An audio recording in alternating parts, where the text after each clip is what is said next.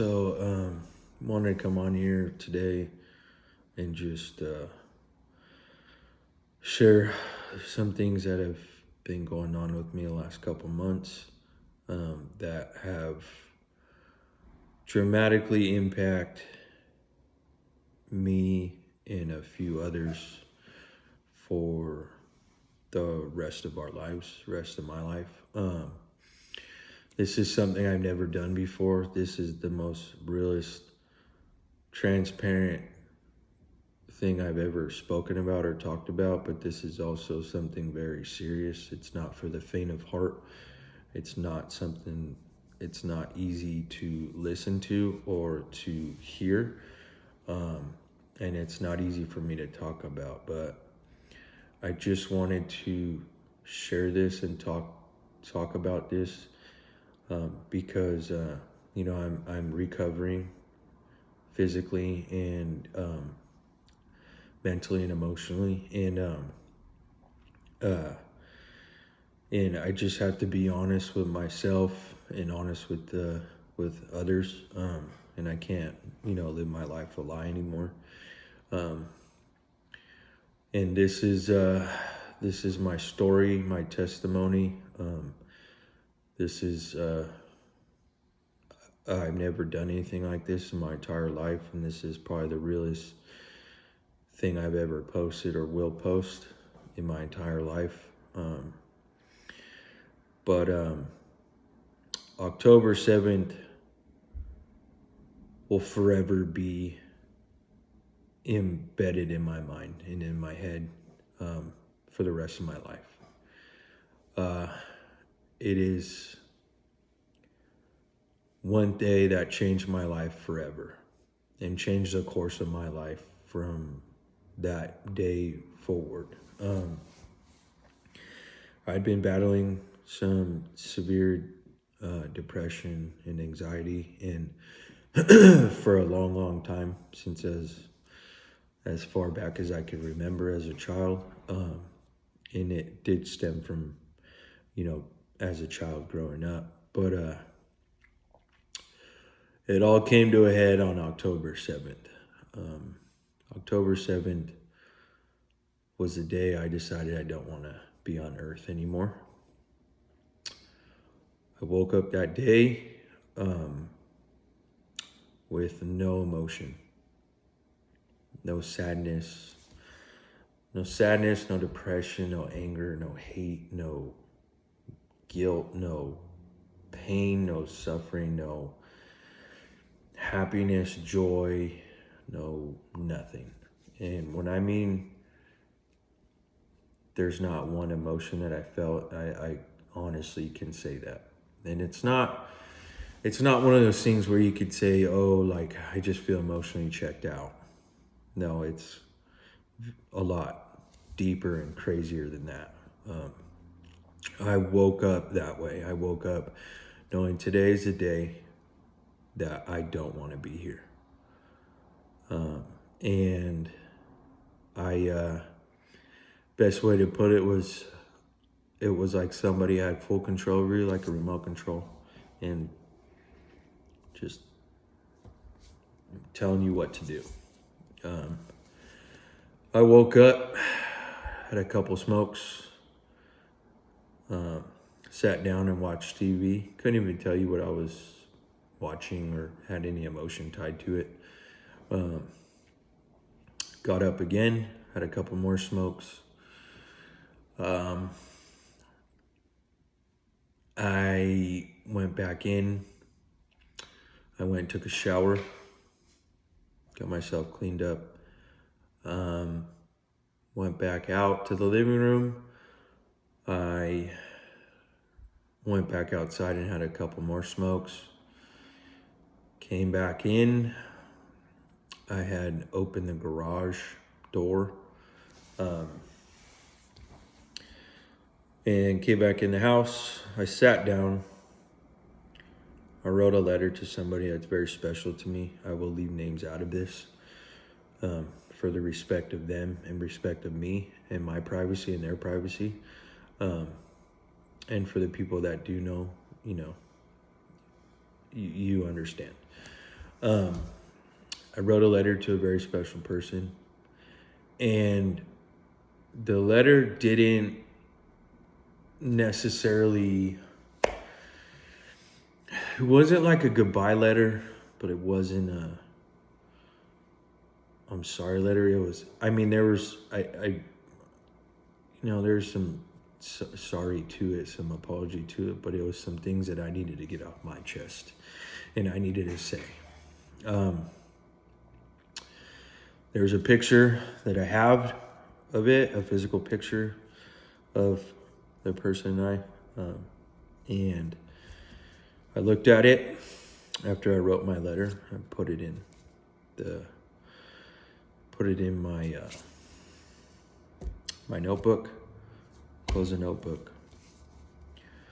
I dialed 911 and I said there had been a gunshot. I gave him my address and that was it. Hung up the phone. They were calling and calling and calling back. I grabbed my .45. My gun was sitting on the counter. I grabbed it, put a hollow point in it, cocked it back, put it to my chest, and pulled the trigger.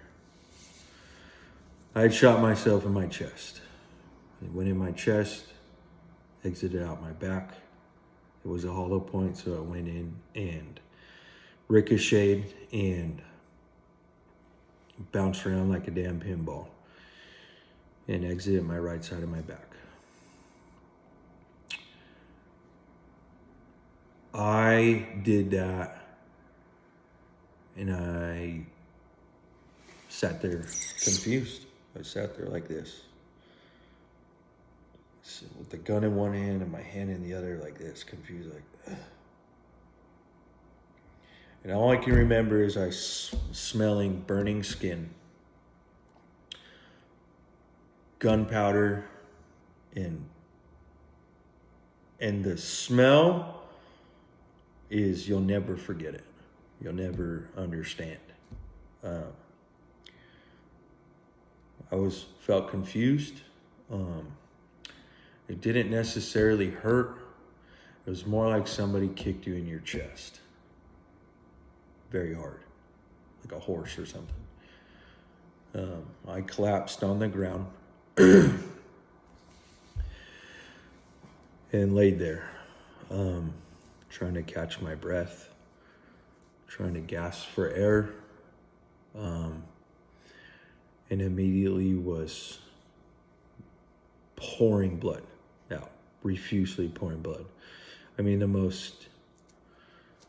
the sounds that I can describe to you, and I'm going to leave a lot of detail out, but it is the most horrific, disgusting, traumatizing sound your body makes from something like that. It is the worst thing, the nastiest thing you will ever hear or smell. Again, it was gunpowder, blood, and the sounds my body was making from those holes was the most horrific, fucked up sound that will always be embedded in my brain. I laid there for a while, just trying to catch breaths, trying to realize what had happened. I tried to get up, but I couldn't.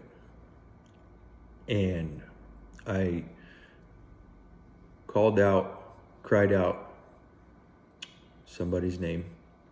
Again, I will leave names out of this. Someone very special to me. Cried out her name, and I tried to pick my head up and I laid back down. And then my adrenaline kicked in. And I somehow drugged myself and got up. I was laying in the living room, dining room area, and the sounds your body makes when you're trying to do something and it is in complete shock, and what it's trying to do is fucked up too. The most disgusting thing ever.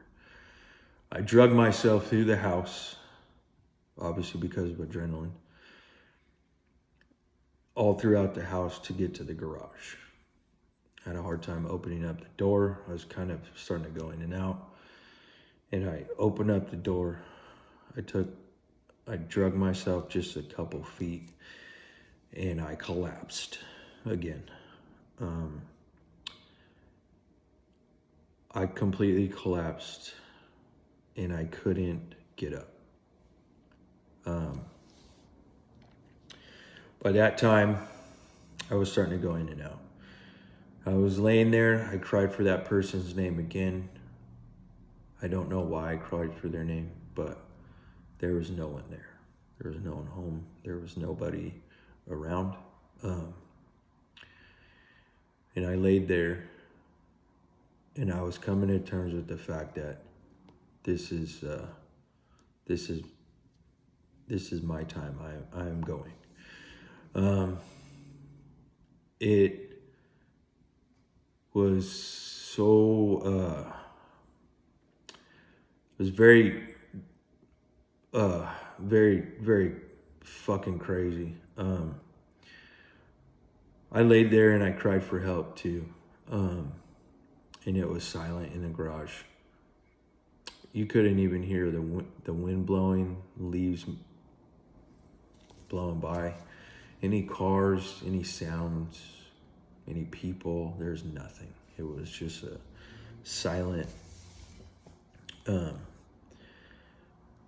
time. Again, I am trying to catch breaths. I'm trying to fighting for my life,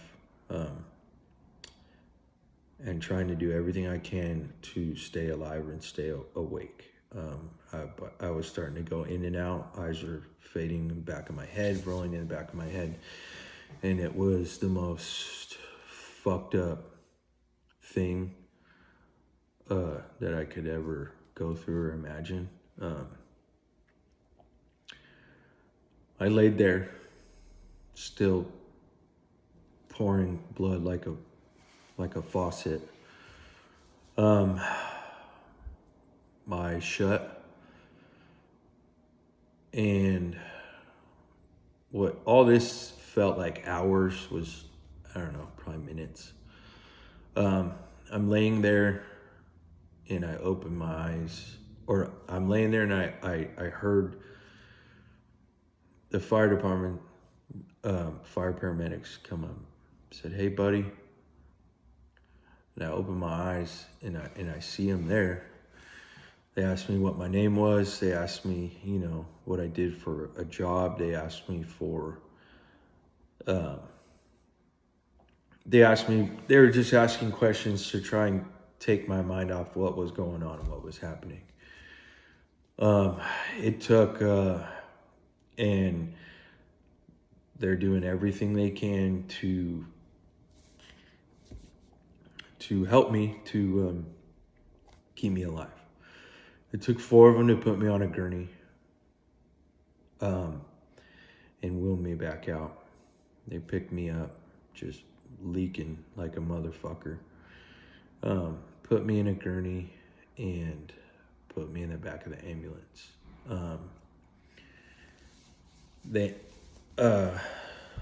Sorry, I'm kind of like uncomfortable. They put me in the back of the ambulance, and all I could, they were saying a bunch of stuff. They put the oxygen, big breathing thing on me and doing this, getting breaths. I had like a little bit of a shot of adrenaline that picked up again. And I blurted out, "Please call this person, call this person, call this person." It's only one person, just I kept saying it. And I blurted out the number. I said, okay, we'll call. And by that time, my adrenaline kicked in for a second, and then it dropped again. They tried to put a PICC line in me, both arms, but I lost so much blood that I had, they couldn't get a vein. They couldn't get anything going. And there was panic. I remember hearing it in their voice. They were talking to the chief, they were talking to a few others, and I can hear the panic in their voices. And while that was going on, they called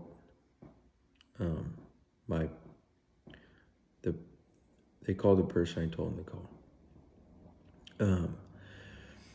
They called her. She answered. Is this so-and-so? I said, yes. This is so-and-so with the Henderson Fire Department paramedics. We have Kyle here. We have him here. He has a gunshot wound to the chest. We are rushing him to this hospital.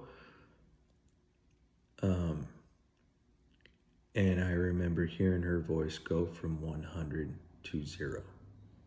Distraught, freaking out, crying. And I remember hearing that, and I'll never forget it. And it broke my heart into fucking pieces.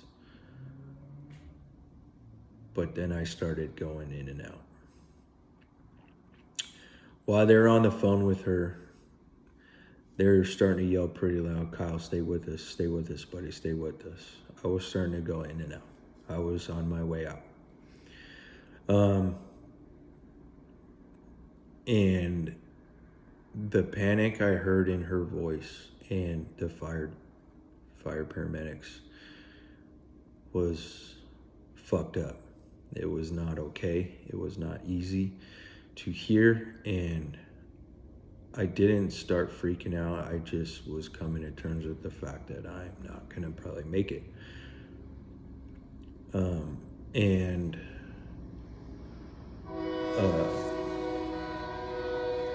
sorry, that's a train.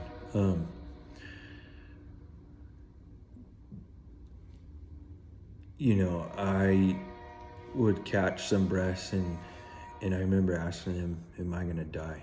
Am I gonna make it? And they couldn't answer. They were just like saying, Kyle, stay with us, buddy, stay with us, and yelling louder and louder. The only calm one was the chief, who was in there. And I just remember him being calm and just trying to ease the situation.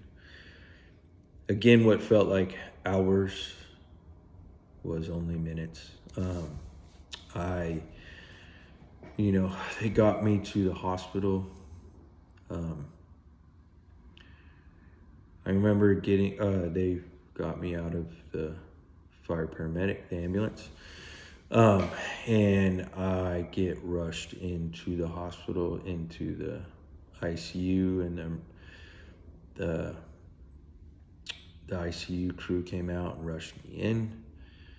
And I remember very faintly when I got in there, and they got me into a table, like a ICU table, with the bright lights and, like a surgery room.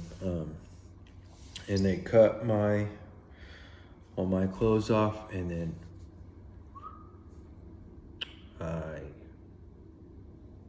that was it. I was in a coma. This happened on a Thursday on October 7th. I woke up days later, like 3 days later, and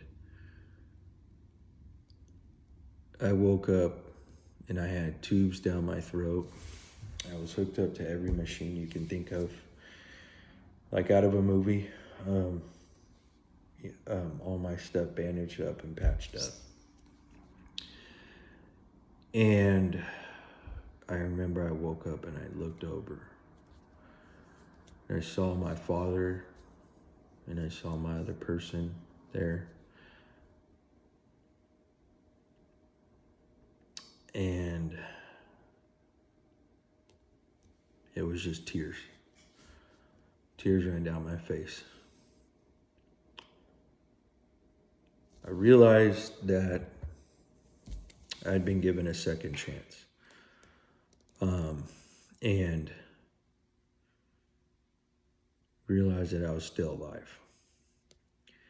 And the shame and guilt that I felt when I woke up was the most fucked up, heaviest thing that I've ever felt in my life.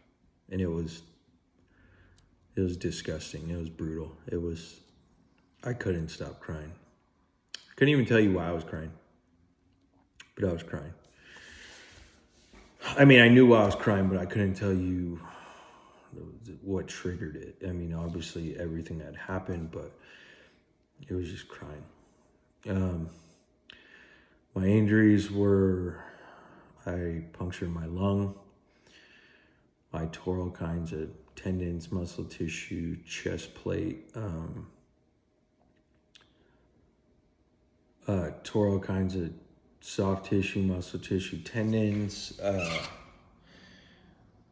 severe nerve damage, broken ribs, and now, I am, and so yeah, that was the extent of it. Being in a coma, and then I had surgery in there. They repaired my lung, they cleaned it all up around it, and had a chest tube put in. I was in the hospital for almost a month, pretty much all of October.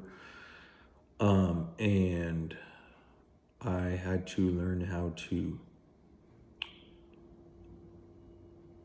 swallow again, learn how to talk, learn how to eat, learn how to sit up, learn how to, on my own, learn how to take a piss, learn how to take a shit, learn how to make bowel movements, learn how to sit up on the side of my bed, learn how to stand up with a walker, learn how to walk with a walker, learn how to literally do everything all over again. Literally everything. And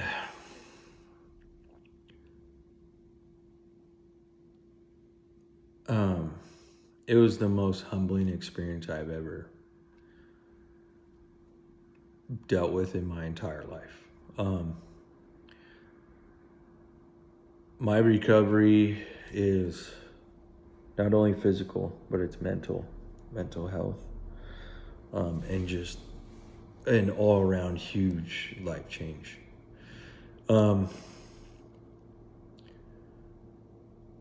And it was just brutal as fuck.